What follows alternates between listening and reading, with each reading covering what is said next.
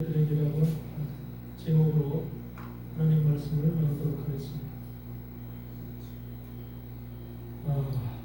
여러분은 하늘의 부르심을 입은 거룩한 형제들이죠? 아멘. 아멘. 그거 생각해 본 적 있어요? 뭐냐면 하나님이신 예수께서 우리를 형제라고 부른대요. 그냥 일반적이가 아니라 형제라고 부르는 거죠. 원래 형제라고 하는 것은 한 배 속에서 나온 사람들을 형제라고 그러죠. 네. 그래서 형제라고 하는 브라더라고 하는 뜻이 바로 그런 의미가 있어요. 한 배 속에서 한 자궁 안에서 나온 자들, 이런 의미를 갖고 있거든요. 그런데 우리는 하나님 안에서 주님 안에서 주님과 한 태 안에서 나왔어요? 네. 한 태 속에서 나왔어요? 아멘. 왜 주님이 우리를 형제라고 부를까? 그 앞장을 한번 보시면 2장을 보세요. 히브리서 2장을 한번 보시면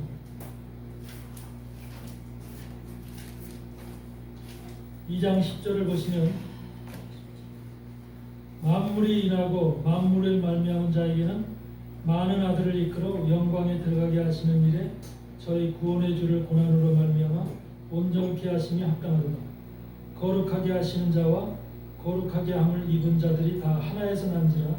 그러므로 형제라 부르시기를 부끄러워 아니하시고 이르시되 내가 주의 이름을 내 형제들에게 선포하고 내가 주를 교회 중에서 찬송하리라 하셨습니다. 여기 보면은 주님은 우리를 뭐라고 보시냐면 거룩하게 하시는 자와 거룩하게 함을 입은 자들이 다 하나에서 났다.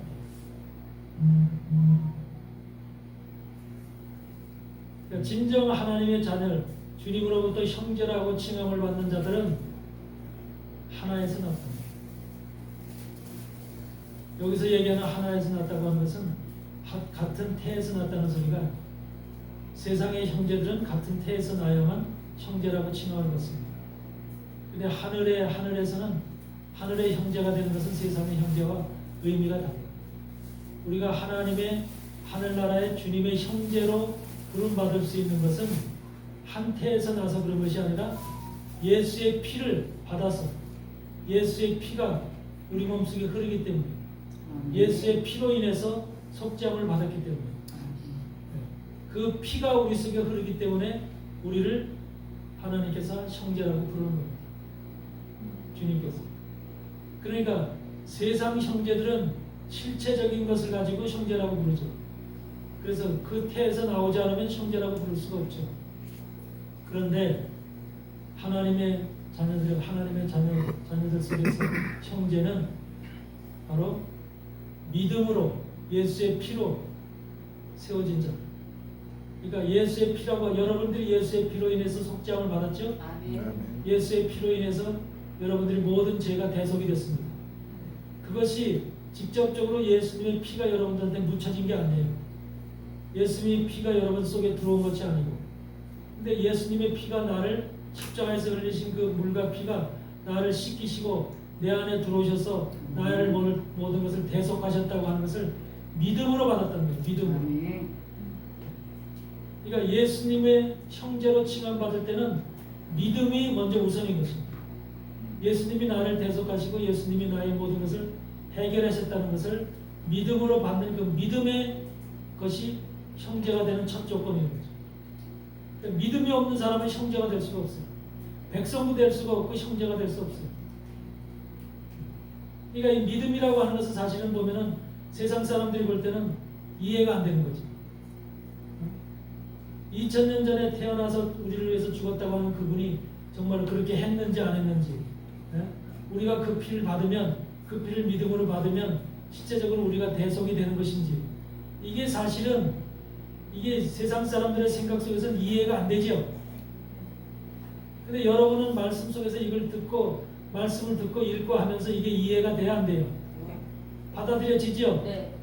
예수님의 피가 나를 씻었구나. 아멘. 예수님의 피로 인해서 내가 머리서부터 손끝 발끝까지 내가 예수의 피로, 죽을 피가 생명의 피로 바뀌어서 피가름이 됐구나 라고 하는 것이 믿어져야 안 믿어져요? 믿어져요. 그렇죠? 믿음으로 믿는다고 하는 그 자체가 너무너무나 세상 사람들의 형제와 의미와는 다른 거죠. 세상 사람들의 형제는 자궁 속에서 한 자궁 속에서 태 속에서 나온 자녀들을 형제라고 부르지만 또 다른 태에서 나온 자녀들도 형제라고 부를 수 있죠. 네. 이 우리가 뭐라고 의붓 형제라고 그러죠. 의붓 형제. 그래서 다른 태에서 나왔지만 그 호적의 아버지 호적이 같이 입적이 되어 있기 때문에 그런 자식을 같은 형제라고 부르죠. 근데 세상 형제들은 그렇게 만났을 때 싸우지. 그 형제들이 온전해야 안 온전해야. 그렇죠. 본체에서 난 자식과 후체에서 난 자식이 매일 으르렁거리며 싸우죠. 네. 특히 이제 아버지가 돌아가시고 재산 싸움할 때 보면은 요란하죠. 네. 이런 것들이 세상 형제들의 모습이에요. 근데 우리도 그럼 하늘에서 우리가 여러분들이 하나님이 여러분을 직접 낳았어요? 아니면 여러분들 양자로 입적됐어요? 양다리. 그렇죠. 우리가 하나님의 나라의 아들이 된 것은 자녀가 된 것은 우리가 양자로 입적이 된 거예요. 양자로 믿음을 통해서 예수 그리스도의 피를 통해서 양자로 입적이 됐기 때문에 사실은 진짜 아들인 예수님과 싸워야 되잖아. 원래는 네. 그렇죠. 네. 세상 사람들과 같은 그 저기라면은 서로 치고받고 싸우고 기업을 하늘의 기업을 물려받을 때 나를 더 주세요. 나는 왜 조금 줘요, 많이 줘요 하면서 치고받고 싸워야 되는 게 세상 이치잖아. 네. 근데 하나님의 나라에서는 그런 것이 전혀 없다. 아멘. 공평하다는 거죠. 네. 하나님의 나라에서는 양자나 친아들이나 양자나 똑같은 대우를 받는다는 거죠. 네. 그렇기 때문에 그렇게 똑같은 대우를 받는 하나님의 자녀들을 형제라고 부르는 거예요. 주님께서. 네. 그러니까 이게 얼마나 대단한 축복이네요. 네. 근데 교회를 다닌다고 해서 전부 다 형제가 되는 게 아니에요. 주님께서 특별히 형제라고 부르는 자들이 있어요. 형제라고 부르는 자들. 이 땅에서 그래서 우리가 믿음 생활을 하면서도 형제의 반열에 올라가야 되는 거예요. 네. 주님이 부르는 형제의 반열 속에 우리가 올라가야지 일반 백성들을 갖다가 형제라고 부르는 게 아니에요. 그러니까 우리가 광의의 의미에서는 광의 넓은 의미에서는 하나님 안에 주님을 영접하고 교회 안에 들어와서 예배 드리는 자를 형제다 자매다 이렇게 불러요. 형제자. 그렇죠? 그런데 그거를 우리가 진짜 하나님의 형제가 되어 기업을 물려받을 하나님의 형제가 되는 자들은 특별한 조건을 갖춘 자들이에요. 주님께서 형제라고 부르는 자들이 여기에서도 보면 그러잖아요. 하늘의 부르심을 입은 거룩한 형제들. 하늘의 부르심을 입은 자들이라는 거죠. 그러니까 형제라고 부름을 받을 수 있는 자들은 하늘의 부르심을 받아야 돼. 하늘의 부르심. 여러분들이 하늘의 부르심을 받은 자들이 되기 바랍니다. 아멘. 그러니까 하늘의 부르심을 받은 자들은 세상에서 그냥 태어나는 자식들과 그 질이 달라. 그렇죠. 그러니까 우리가 하늘의 부르심을 받은 자들은 내 뜻대로 내 원대로 내 마음대로 살 수가 없어. 아멘. 아멘. 내 마음대로 내 원대로 세상 사람들은 자기 원하는 대로 살죠. 네. 자기가 원하는 계획을 세우고 목표를 세우고 자기가 바라는 방향을 향해서 살지요. 그것이 세상 사람들이 살아가는 모습이에요. 근데 하나님의 거룩한 부르심을 받은 자들, 부르심을 받은 형제들이 될 자들은 반드시 그 부르심에 합당한 하나님께서 아무나 부르시는 게 아니라 부르심에 합당해서 그 주님의 하나님의 부르심을 이행하고 순종하며 따라갈 자들을 부르시는 거예요. 네. 그러니까 태생서부터를 하나님이 우리를 아시는 거예요. 여러분들 뱃속에서 이 땅에 태어나기 전서부터 하나님의 부르심을 받을 자들이 이미 세워져 있는 거예요. 그래서 하나님께서 저 로마서 8장에서 미리 아신 자들로 부르심을 부르시고 미리 아신 자들로 미리 부르셨다고 해요. 하나님께서 미리 아신 거예요. 뭘? 여러분의 영을 아시는 거예요. 영을. 네. 여러분 속에 들어있는 영을 하나님께서 미리 아시고 여러분의 부모의 몸속에 그 영을 넣어주셔서 그걸 잉태케 해서 육체를 입고 나오게끔 하는 거예요. 그래서 그렇게 부르심을 받아서 모태에서부터 하나님의 부르심을 받고 이 땅에 태어났기 때문에 얼마나 하나님의 관심이 그에게 있었을까. 그냥 태어난 것이 아니라 하나님이 심어놓은 거죠. 씨를 심어놓은 거잖아요. 여러분 속에 씨를 심어놨기 때문에 하나님께서 심겨놓은 씨를 그냥 상관없이 관심 없이 지내셨을까? 태어나서부터 지금까지 살아오는 동안에 하나님의 전적인 관심과 하나님의 전적인 보호하심이 여러분 속에 함께 있다는 거예요. 여러분이 갖다 사단한테 맥히지 않고 사단한테 돌아가지 않고 사단한테 여러분들이 얻어 터지지 않게 하기 위해서 하나님은 여러분들을 철저하게 지키고 보호하고 여러분에게 관심을 갖고 있다는 거죠. 아멘? 아멘. 이게 특별한 거예요. 여러분의 인생길을 한번 되돌아보세요. 지금까지 사신 인생길을 되돌아보면 내가 과연 내 식으로 살았나? 아니면 주님이 나는 보이지 않지만 보이지 않는 주님이 천군 천사를 동원해서라도 나를 지키고 보호하시고 인도하시면서 내가 그 안에서 살아왔는가? 여러분 다 그걸 인정하죠? 네. 우리는 철저하게 하나님의 보호하심 속에서 하나님의 인도하심 속에서 아멘. 하나님의 손에 붙잡혀서 우리가 지금까지 살아왔다는 사실을 인정해야 됩니다. 아멘. 하나님의 부르심을 받은 자들은 그래서 하나님께서 그들을 거룩하다고 부르는 거예요. 거룩하다고. 거룩한 형제들아 그렇게 부르시는 거예요.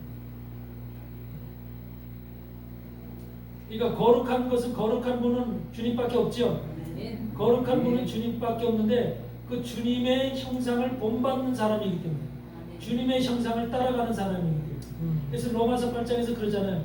미리 아신 자들을 부르시고 부르신 자들을 그 아들의 형상을 본받게 하기 위해서 그 아들의 형상 예수 그리스도의 형상을 본받게 하기 위해서 그들을 하나님께서 부르시고 의롭다 하시고 영화롭게 했다고 하죠. 아멘. 아멘. 누구의 형상? 아들의 형상. 예수 그리스도의 형상을 본받게 하기 위해서 부르셨다는 거예요. 그게 바로 형제들이요. 그러니까 우리가 이 땅에서 태어났지만 주님의 형제가 되려면 주님과 같은 형상을 입어야 돼요. 아멘. 주님과 같은 외형을 입으라는 게 아니라 주님과 같은 마음을 가져야 돼요. 아멘. 심령을 소유해야 돼요. 아멘. 이것이 중요하죠. 아멘. 우리가 어떤 마음을 가지냐, 어떤 마음의 심령을 가지고 있느냐에 따라서 하나님의 하나님의 형제들이 될 수 있고 일반 백성들은요 그렇게까지 주님을 닮을 이유가 없어요. 배도만 안 하면 돼요. 주님 안에서 예수 그리스도 안에서 예수님이 나를 구원하셨다는 구원의 주를 믿고 그걸 믿음으로 받아들이고 그리고 주님의 계명 사랑이라고 하는 계명을 지키면 돼요. 그러면 주님의 백성으로 성도로서 주님의 구원의 반열에 항상 들어갈 수가 있는 거예요. 마지막 종말의 환란 시대에 난 주님을 몰라. 나는 주님과 상관없어. 베드로가 예수 그리스도를 3번씩이나 부인했듯이 부인하지만 않으면 하나님의 백성들은 언제든지 구원을 받을 수 있어. 구원을 받을 수 있다. 근데 하나님의 형제들이 되는 하나님의 아들들이 되는 하나님의 제 친구들이 되는 자들은 주님의 형상을 본받아요. 주님의 형상. 그러니까 주님의 형상을 본받으려면 그냥 되진 않겠죠. 어떻게 해서 주님의 형상을 본받을까? 여러분 주님의 형상 봤어요? 주님의 형상의 가장 핵심이 뭐예요? 주님 속의 가장 핵심이 뭐예요? 중심이. 최고가 뭐야? 최고가 뭐요? 사랑이지. 뭐요?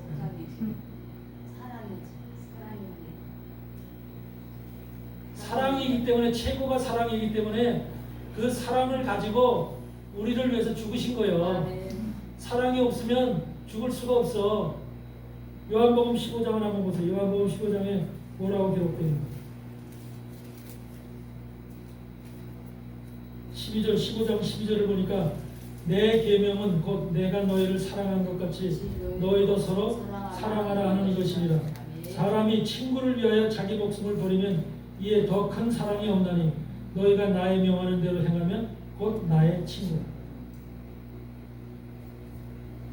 친구를 위해서 목숨을 버리는 것이 최고의 사랑이래.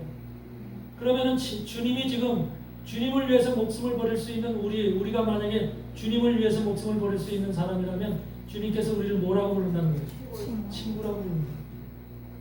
주님의 친구가 과연 될 수 있어요? 인간인 우리가 거룩하신 하늘에 하나님이신 그분과 친구가 될 수 있는. 그런데 바로 주님은 우리를 친구로 여기시고 형제로 여기시고, 이런 칭호가 단순한 칭호가 아니라 얼마나 우리에게는 이런 친구나 형제라고 하는 칭호가 얼마나 우리에게는 가슴 벅찬 그 용어인지 몰라요. 이것이 대단한 용어예요. 근데 이것이 아무렇지도 않게 우리가 그냥 지나쳐 버리는 경우가 있는데, 주님이 우리를 이렇게 친구나 또 형제라고 부른다고 하는 이 사실이 사실 우리에겐 가슴을 찢어주는 감격으로 와야 되는데, 우리 안에 감격. 근데 이런 것이 우리 안에 너무나 그냥 평범한 것으로 지나가 버린다는 사실. 지금 이 순간부터라도 주님이 여러분들에게 너는 나의 거룩한 형제들이다, 나의 친구다 라고 하는 이 음성이 여러분 속에, 가슴 속에 깊이 들어오고 새겨지길 바랍니다. 아멘. 아멘. 아멘. 형제들이 되려면 주님의 형상을 입어야 되는데, 거룩한 형제들이 되려면 반드시 주님의 형상을 입어야 되는데, 그 형상을 입기 위해서는 가장 먼저 첫째는 사랑을 소유해야 돼요. 그것도 그냥 우리의 일반적인 육신적인 사랑이 아니라 아가페적인 헌신적인 사랑, 남을 위해서 모든 것을 헌신하고 내줄 수 있는 이 사랑이 있어야 돼요. 근데 그것도 무조건적인 사랑이 아니야. 무조건적인 남한테 헌신과 충성과 봉사, 섬김의 사랑이 아니야. 사랑이라고 하는 것은 어디로부터 나와야 돼? 주님으로부터 나와야 되고, 아멘. 성령으로부터 출발해야 돼. 성령으로부터. 성령이 우리 안에서 임재함으로 인해서 성령의 사랑과 세상의 사랑은 달라요. 우리는 세상에 얼마든지 사랑이라는 말을 사용할 수 있죠. 사랑해 얼마든지 쓸 수 있죠. 그런데 그 사랑이라는 말이 세상 사람들이 사용하는 말은 이기적 사랑이라는 거예요. 그리고 조건적 사랑이라는 거예요. 그렇죠. 이것이 자기한테 유리하고 자기한테 편하고 자기 기분 좋을 때는 사랑이에요. 그렇지만 기분 나쁘고 마음이 안 좋고 서로 간에 뭔가 틀어졌을 때는 사랑이 깨져버려요. 이것이 세상의 사랑. 근데 예수 그리스도의 우리를 향한 사랑은, 하나님이 우리를 향한 사랑은 끝이 없는 사랑이에요. 한이 없는 사랑이에요. 오늘 우주 만물이 창조됐잖아. 세상 우주가 크기를 여러분 알 수 있어요? 크기를 잴 수 있어요? 물리학자들이 우주를 한만 연구를 해도, 천체 과학자들이 우주를 한만 끝이 없다는 거예요. 끝이 없다. 우주가 끝이 없대. 그러면서 우주의 이 하늘을 보면 수없이 많은 그 어마어마한 별들이 있는데, 이 별들이 하나도 제자리를 돌고 있지만 이것이 하나도 서로 충돌하고 치고받고 하진 않더라고. 이 우주 속에 그 많은 별들이 어떻게 저렇게 자연스럽게 자기 위치에서 자기 방향에서 이것이 돌고 꼼짝도 안 하고 그 위치를 지키고 있느냐는 거지.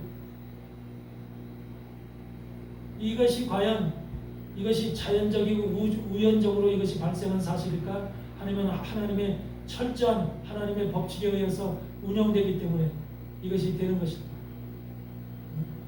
하나님께서 세우시고 하나님께서 만드신 거기 때문에 철저한 질서와 철저한 법칙과 하나님의 철저한 계획에 의해서 지금 운영되고 있는 것이 우주 시스템이기 때문에 그 안에서 우리도 지금 살아가고 있는 거예요. 이 시스템 안에서.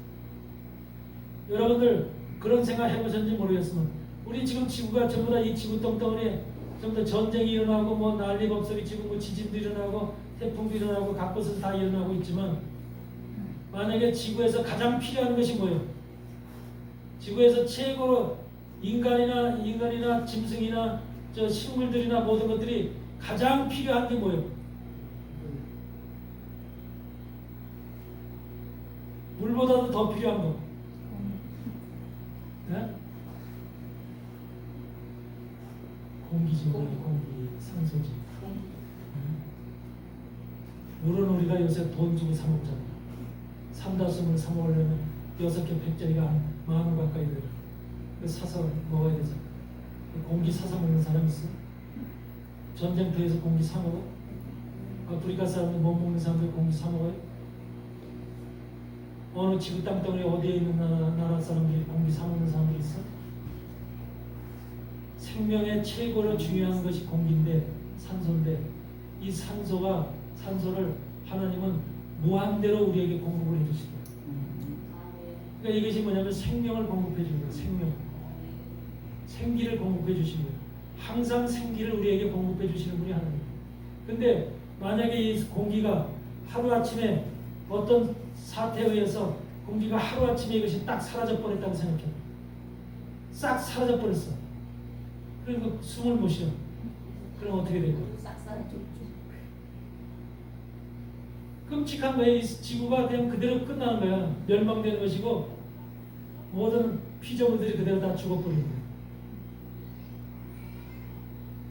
바로 이런 어마어마하고 끔찍한 사건이 사실은 하나님의 손에 의해서 달려있는데, 하나님은 인간들이 하나님의 형상으로 지음받은 인간들이 살아가는 이 땅에 무한한 생기와 산소, 공기를 부어주셔서 이 땅의 생명들이 계속해서 유지될 수 있도록 하나님께서 우리에게 은혜를 베푸시고 있다는 사실을 기억하시기 바랍니다.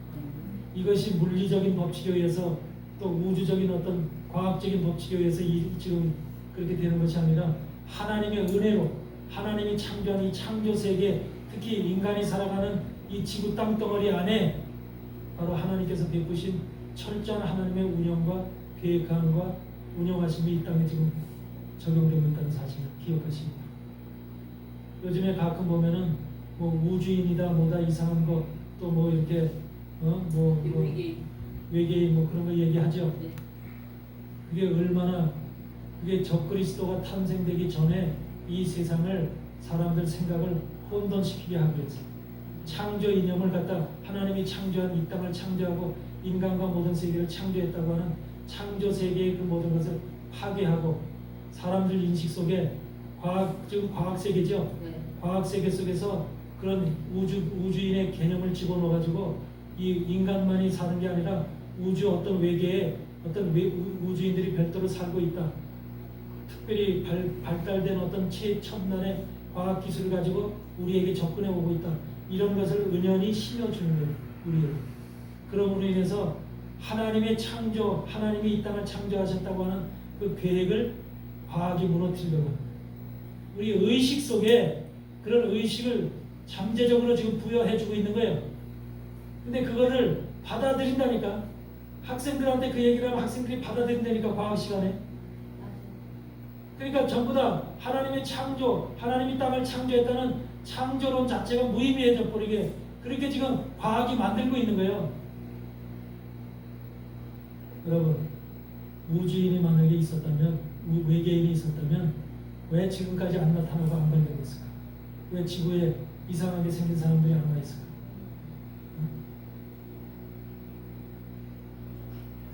여러분, 희한한 것이 지금 우리가 살고 있는 이 세상이 하나님을 정말로 끝까지 대적하는 세력들로 가득 차 있다는 사실, 그것이 과학을 중심으로. 여러분, 스위스와 프랑스의 국경에 있는 과학기구가 있죠. 과학기구. 그건 뭐냐, 썬이라고 해요.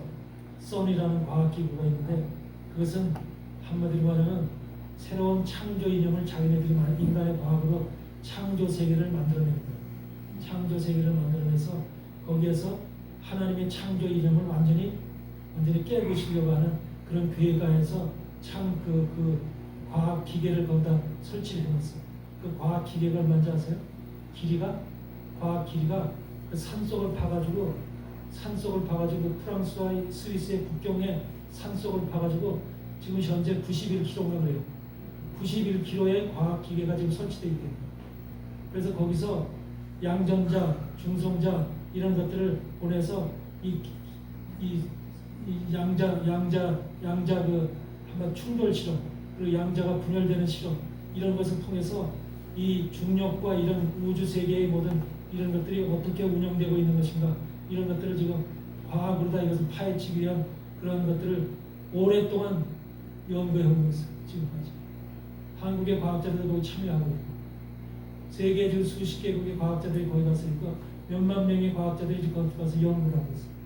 그 썬이라고 하는 거기서는요 사람이 중력을 거슬리는 우리는 중력이 있어서 올라가지 못하죠. 요만큼 올라 떨어지죠. 거기에서 중력을 거슬리는 것을 다 만들어냈어요.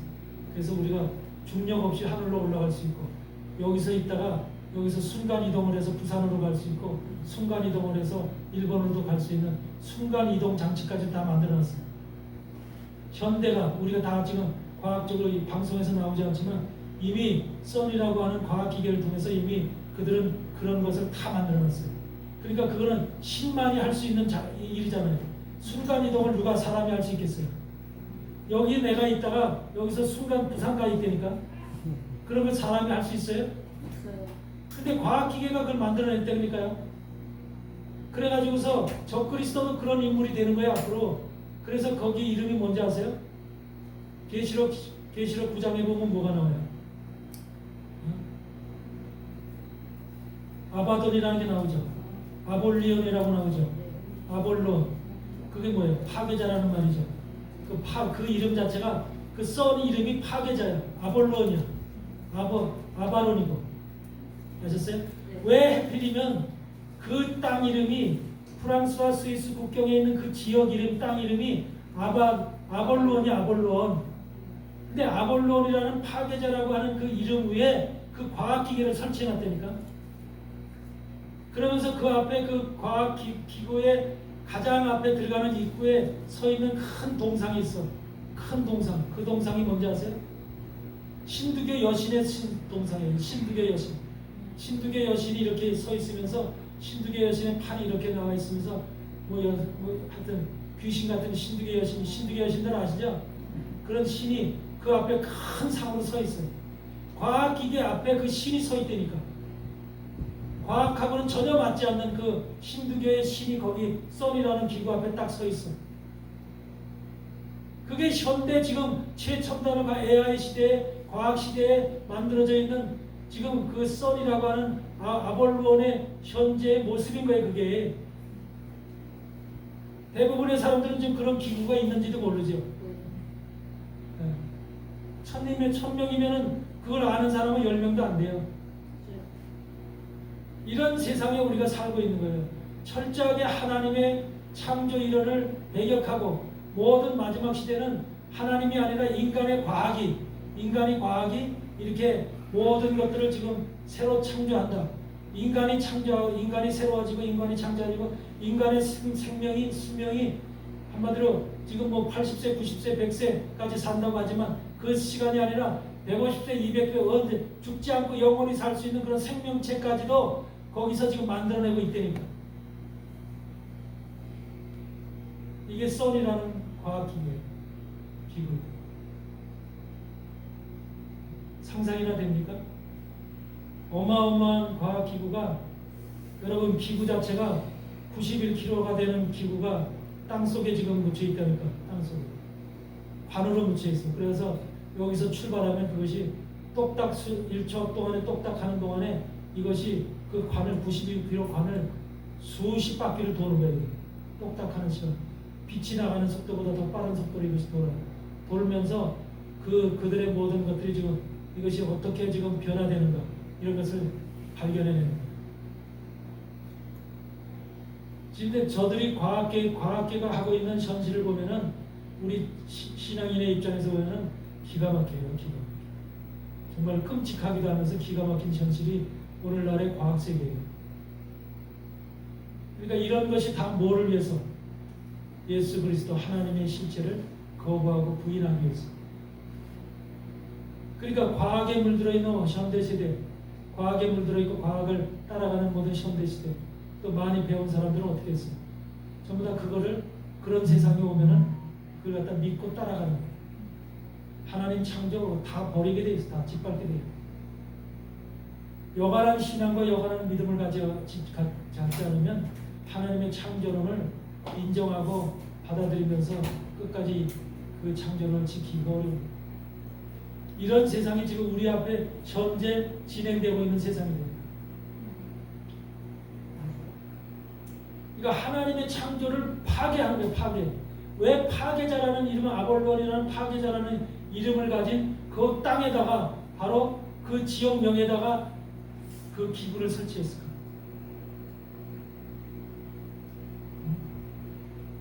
이런 것이 지금 여러분들 이건 제가 말씀을 드려서만 그렇지 이 기구가 하는 일을 화면으로 다 볼 수 있어요. 다 화면으로 볼 수 있고 그것이 어떤 일을 한 거를 나중에 기회가 되는 영상 한번 다 보여줄 수 있어요. 그러면 기가 막혀요. 기가 막혀요. 이런 세상에서 과연 믿음을 지키고 신앙을 지키고 끝까지 주님의 거룩한 백성으로 형제들로 하나님의 거룩한 형제들로 세워질 수가 있겠느냐. 영원한 믿음을 지키지 않으면 우리는 주님 앞에 온전하게 설 수가 없어요. 이런 것을 우리는 철저하게 알고 있어야 됩니다. 그래서 우리는 이 철저 하나님의 형제들, 거룩한 형제들이 되는 첫째 비결이, 첫째는 사랑을 소유해야 돼요. 하나님의 사랑. 그래서 나를 중심으로 하는 것이 아니라 상대방에게 모든 것을 나의 것을 내줄 수 있는 그런 사랑의, 주님과 같은 사랑의 의미를 우리가 소유해야 돼요. 입으로만 사랑하는 것이 아니라 가슴으로 우리가 그를 품을 수 있는 사랑을 소유해야 됩니다. 성령께서 나를 통해서 보내주시는 그 사랑의 그런 의미가 내 속에 깊이 잠재해 들어가 있어서 그것이 우리 표현돼서 나와야 돼요. 이런 것이 있어야 되면서, 그 다음에 사랑 대음에 있어야 될 것이 뭐예요? 하나님은 사랑이시고 하나님은 말씀이시잖아요. 하나님은 말씀이시죠. 그렇기 때문에 말씀이 있어야 돼요. 하나님의 말씀이 우리 안에 있어야 돼요. 사랑만 백날 외친다고 되는 게 아니에요. 사랑은 어디서 나와요? 하나님의 말씀 속에서 나오는 거예요. 말씀 속에서. 그 사랑만 암만 입으로 외친다고 해서 그것이 사랑이 나타나는 게 아니라, 어떤 뭔가 하나님은 철저하게 뭔가 어떤 그 근본을 통해서 거기서부터 사랑이 나오게끔 만들어놨어. 사랑이 나오게끔. 말씀이라고 하는 것 속에서 뭐가 나오냐면 빛이 나와요. 빛이 나오고 사랑이 나와요. 그래서 하나님은 말씀이고 사랑이고 빛인 거예요. 그래서 말씀이라고 하는 것이 있어야만, 말씀이라는 것이 여러분 속에 있어야만, 그래서 우리에게 주신 것이 바로 성경의 말씀이죠.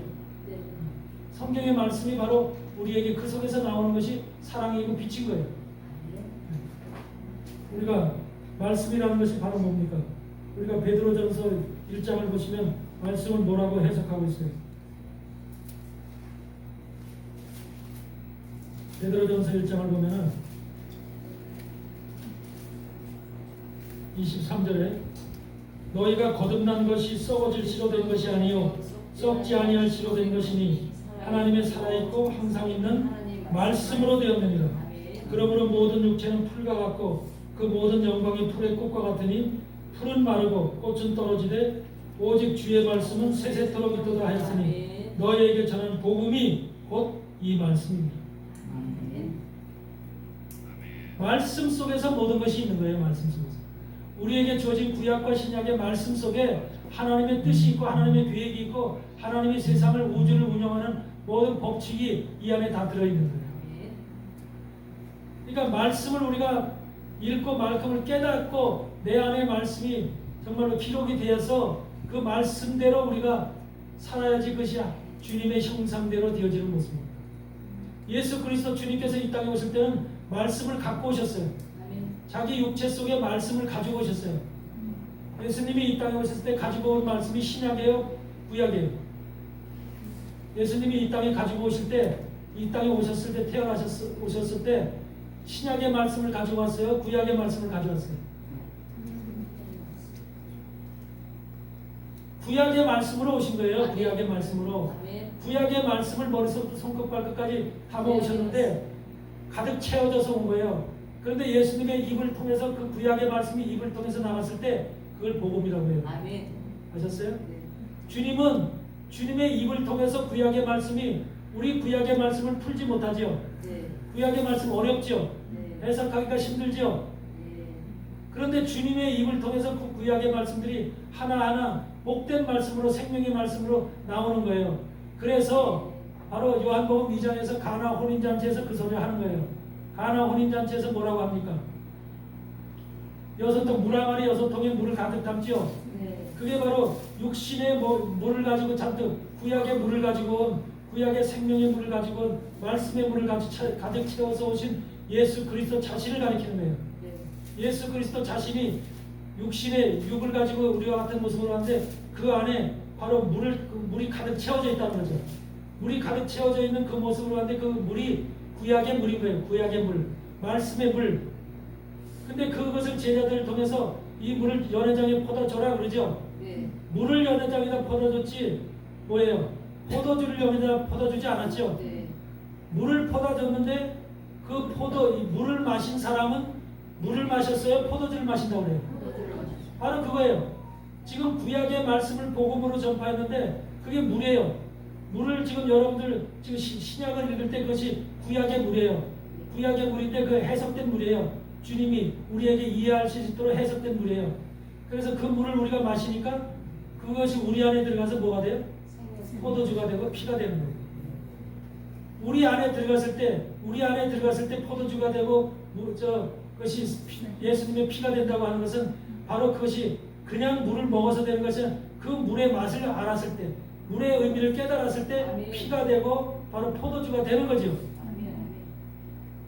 그러니까 연회장 사람들이 하는 말이, 야, 너희는 좋은 포도주를 원래는 먼저 내고 나중에 내고 낮은 포도주를 먼저 내지 않느냐, 이런 식으로 얘기했죠. 그랬더니 너희는 좋은 포도주를 지금 구약의 포도주보다 더 좋은 포도주, 신약의 포도주, 말씀의 복음의 포도주를 나중에 연회장에 가져왔다고 연회장 사람들이 지금 얘기를 하고 있죠. 그러니까 신약의 복음은 구약의 말씀의 물을 선포한, 주님의 입으로 선포한 그 말씀이 바로 복음으로 기록되어 있는데 그 복음이 바로 물이에요. 복음의 물이에요. 근데 복음의 물을 우리가 마셔야만 그게 우리 안에서 생명의 피가 되고 예수님의 포도주가 되는 거예요. 이해되세요? 그것을 가나 혼인잔치에서 바로 우리에게 말씀하시는 거죠. 그러니까 주님은 이 땅에 오셨을 때 내가 혼인잔치에 오셨다는 거예요. 혼인잔치. 주님이 이 땅에 오신 것이 혼인잔치에 온 거예요. 가나 혼인잔치에 지금 여기가 이 세상이. 그러니까 혼인잔치에서는 누가 있어요? 신랑이 있고 신부가 있어요. 신부들을 찾으러 온 거죠. 신부들 찾으러. 이 땅에 신부들을 찾으러 왔다니까. 신부들이 바로 누구야? 예수님이 이 땅에 오신 것이 혼인잔치를 하기 위해서 오신 것인데 그 혼인잔치 속에서 신부들을 찾으러 왔거든요. 그 신부들이 바로 여러분들이 돼야 되는 거예요. 아멘.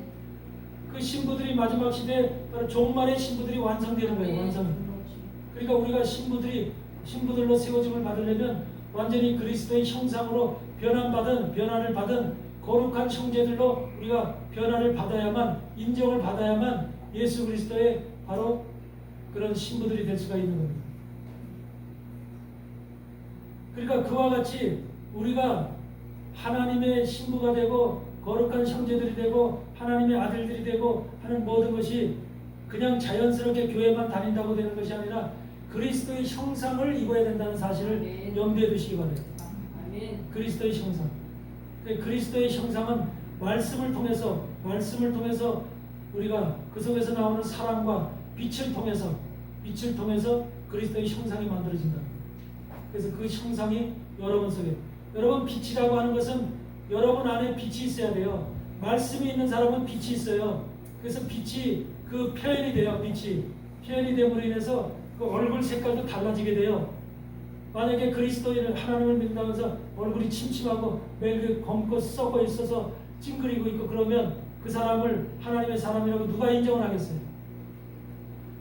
여러분의 그리스도의 빛이, 여러분 심령 속에서 그리스도의 빛이 여러분 안에 있다면은 그 빛이 얼굴로 나타난다니까. 빛이 가장 먼저 나타나는 것이 얼굴이에요. 얼굴로 표현되게 되어 있어요. 빛은. 그래서 모세가 얼굴에 시내산에서 주님 하나님 만나고 내려왔을 때 얼굴에 광채가 보이는 것이 전부 다 그게 하나님과 함께 있게 되면, 하나님의 말씀과 함께 있게 되면 빛이 발산되게 되어 있다니까.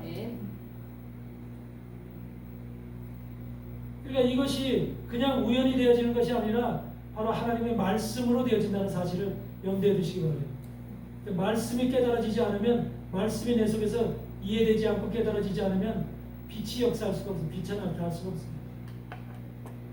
그 사람, 그 빛이 안에 있는 사람은 화나잖아요. 자기 속에 생각도 화나고 자기 몸에. 그래, 빛이 안에 있는 사람은 병균이 거할 수가 없어. 그 안 육체 속에 병균이 거할 수가 없어. 그래서 통증이나 아픔이나 병균이 거할 수가 없어. 빛이 있는데 어떻게 병이 뭐 바이러스라든지 박테리아라든지 곰팡이라든지 이런 세균들이 어떻게 빛 속에서 거하겠냐고요. 다 사라지지. 그런 모든 병균들은 어둠 속에서 자라요. 어둠 속에서 자라잖아요. 어둠 속에서 자라고 어둠 속에서 활개를 치지요. 하나님의 말씀의 빛을 여러분이 소유하고 있으면 절대로 여러분 병 안 걸린다니까.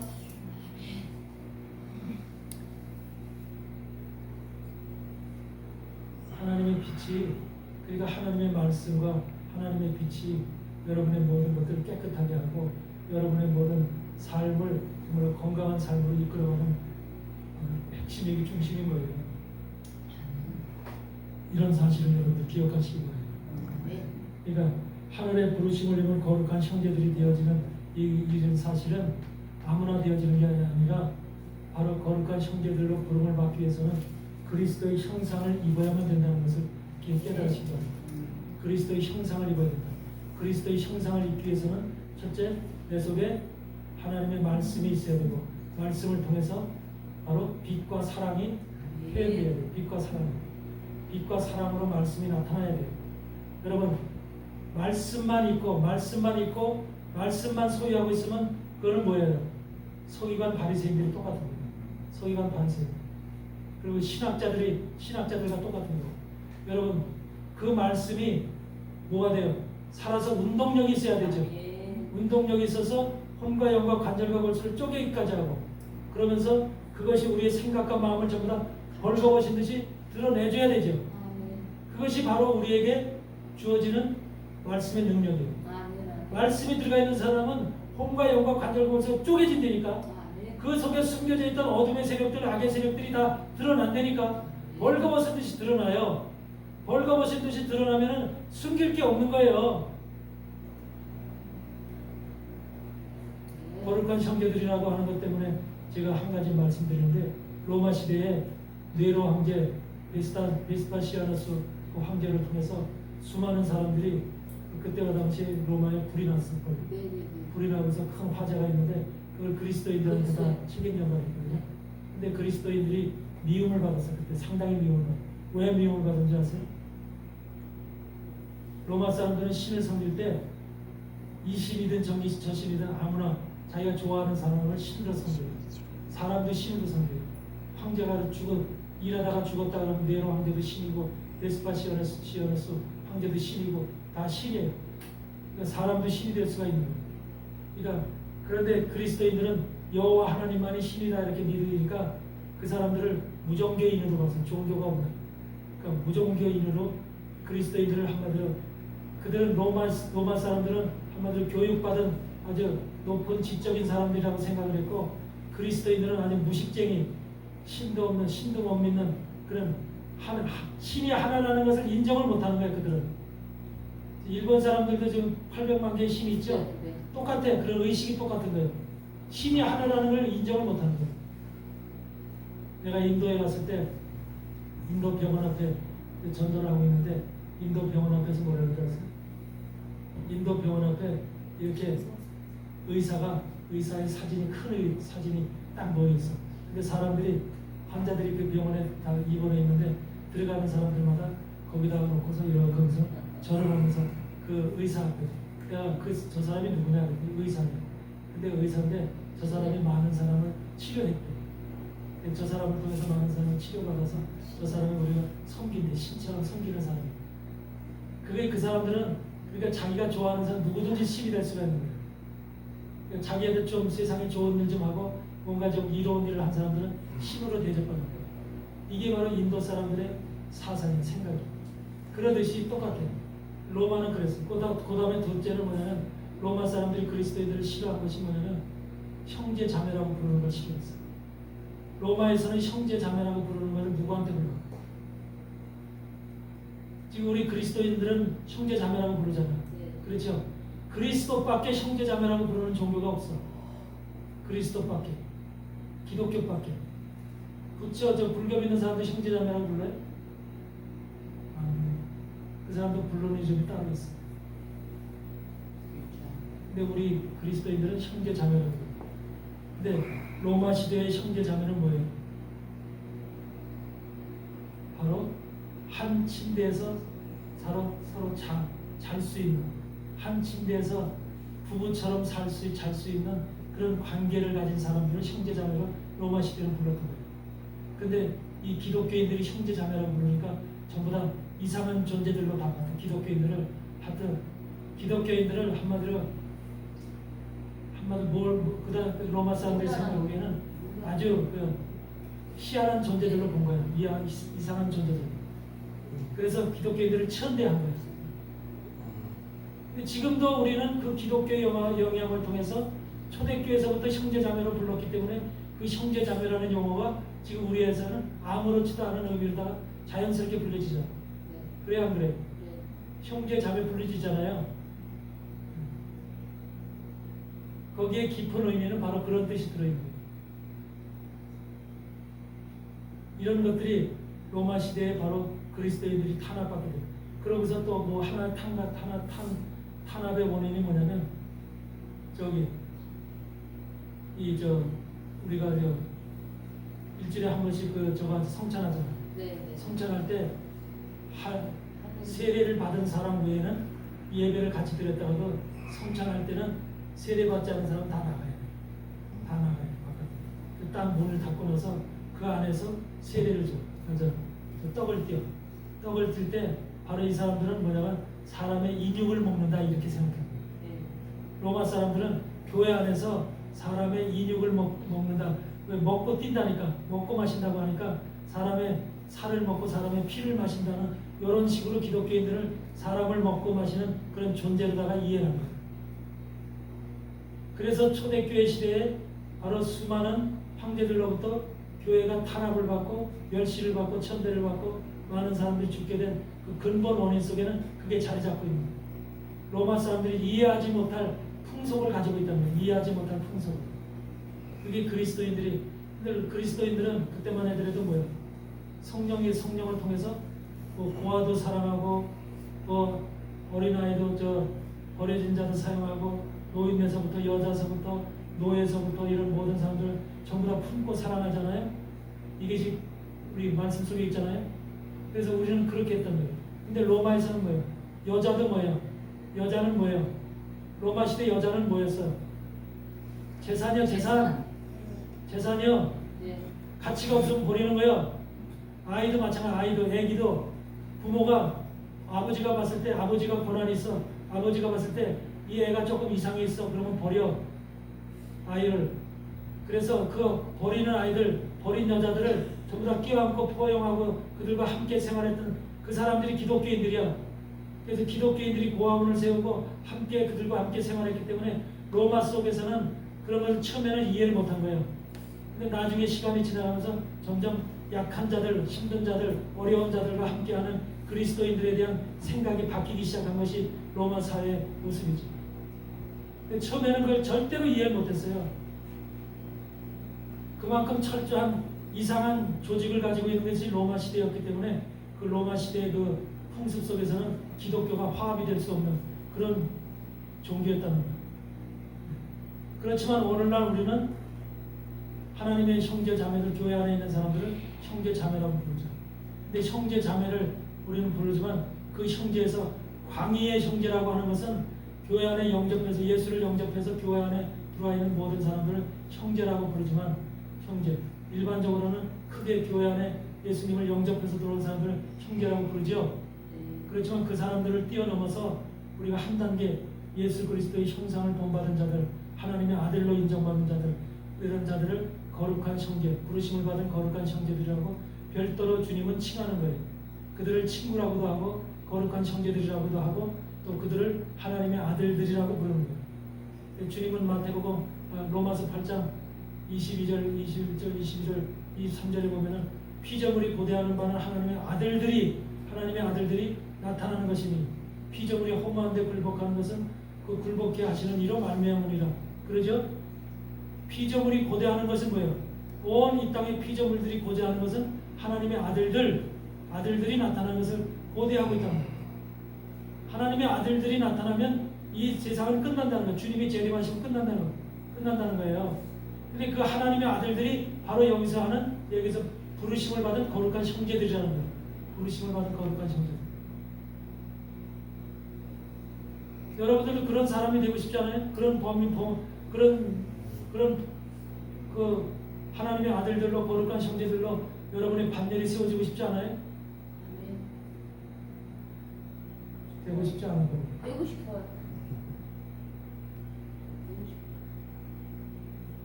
목표를 가져야 돼요. 신앙의 목표. 그냥 죽어서 천국 가서 구원받아야지, 천국 가야지. 이 목표가 아니라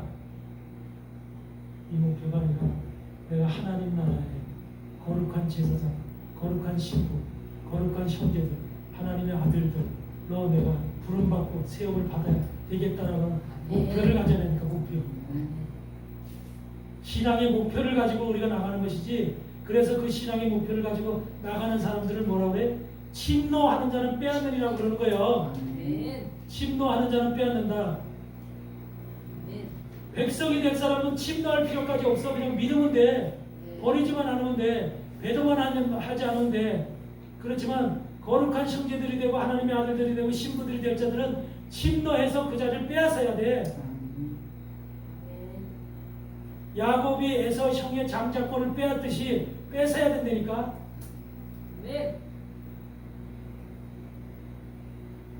그 뺏는다는 것이 그냥 누구 가서 뺏는 게 아니라 손에 쥐고 뺏는 게 아니야. 내 가슴으로 그걸 갖다가 이루어서 뺏는 게 하나님의 형상을 예수 그리스도의 형상을 내 속에서 이룸으로 인해서 그걸 뺏는 거야 내가.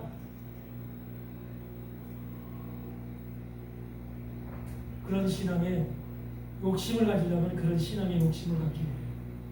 아멘.